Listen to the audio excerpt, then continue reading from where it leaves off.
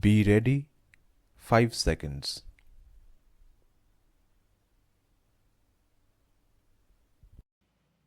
The number of cases pending in Indian courts has only climbed over the previous decade.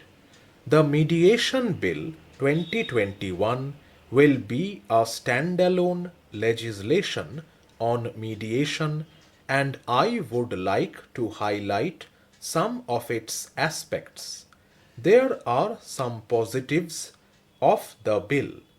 It addresses some legal loopholes.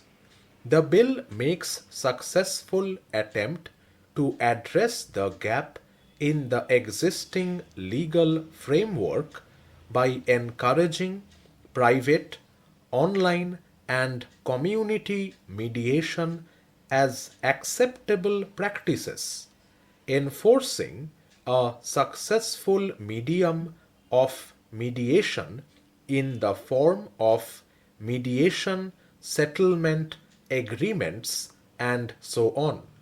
It provides a uniform procedure to be followed for mediation in the country. India is a signatory to the United Nations Convention on International Settlement Agreements resulting from mediation. This smoothens the enforcement of international mediation settlement agreements amongst the signatory nations. This bill includes the domestic measures required for the Convention's international mediation settlements to be enforced. India has progressed from being an observer in foreign affairs to a frontrunner and pioneer by enacting domestic laws to implement the Singapore Convention. It also strengthens India's alternate dispute resolution mechanism. There is a shortage of judges to decide cases. A total of almost 50 lakh cases have been pending before the subordinate courts and high courts.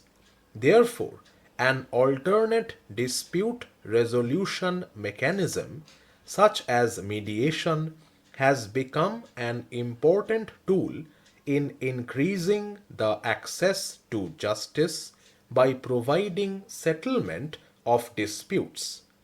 Establishing of more training centers and institutes for mediation would definitely lead to a rise in the employment rate in both skilled and unskilled employment. Niti Aayog noted that a framework must be planned, keeping in mind the number of mediators available and the ecosystem's ability to provide a large number of mediators.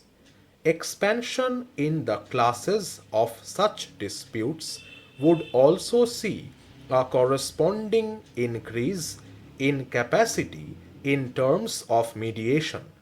The bill provides to establish community mediation to ensure peace and harmony among the people or the families in a community at local level. This move is appreciated. However, such community mediation may prove to be diametrically opposed to individual rights in general and women's rights in particular. In circumstances where an Indian party is involved in mediation outside India, the issue of enforcing settlement agreements emerges. The bill states that mediated settlement agreements shall be enforceable in the same manner as a court's judgment or decree. In this particular regard, the bill is not in accordance with the Singapore Convention on Mediation. I support and advocate the passage of the Anusandhan National Research Foundation Bill 2023. It is a transformative and revolutionary legislation. It will save the future of scientific research and development in our nation. This initiative is designed to ensure equitable funding, foster private sector participation, and facilitate collaboration between academia and industry. And this is all aimed at catapulting India to the forefront of global innovation and progress. The primary objective of this bill is to evolve colleges and universities in scientific research.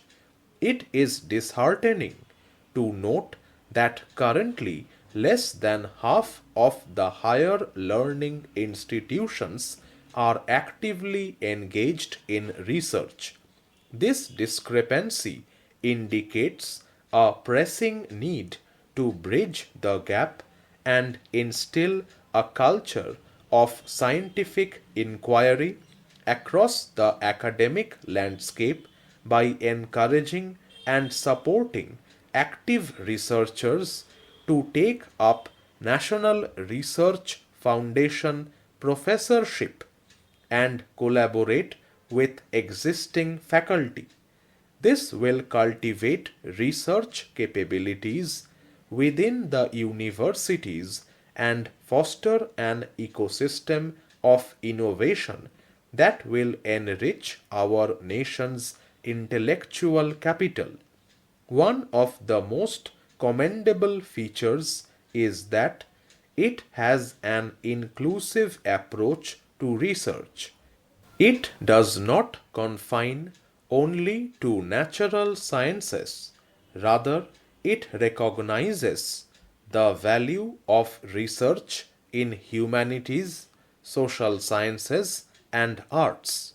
This integration is essential for nurturing creativity, critical thinking, and communication skills, which are qualities that are indispensable for tackling complex societal challenges. Unfortunately, research in these domains has been historically underfunded. The establishment of dedicated directorates will provide the support and impetus for research in these spheres. In addition to promoting a holistic approach to research, National Research Foundation ensures that scientific advancements are strategically directed to uplift our society and contribute to national development. However, we must acknowledge the existing challenges in our research ecosystem that demand immediate attention. The status of research and development in India is a cause of concern. Our country's spending on research and development currently stands at below 0.7% of our GDP, a figure that falls short in comparison to many other nations. Even Egypt and Brazil allocate more substantial resources to research and development, and the gap between their investment and ours reflects the pressing need to bolster our research capabilities. This decline signifies a slowdown in research progress, which is detrimental to our nation's growth and development. Further, eminent institutions get a bulk of research funding, but the state universities get very little funding. This is a point of great concern.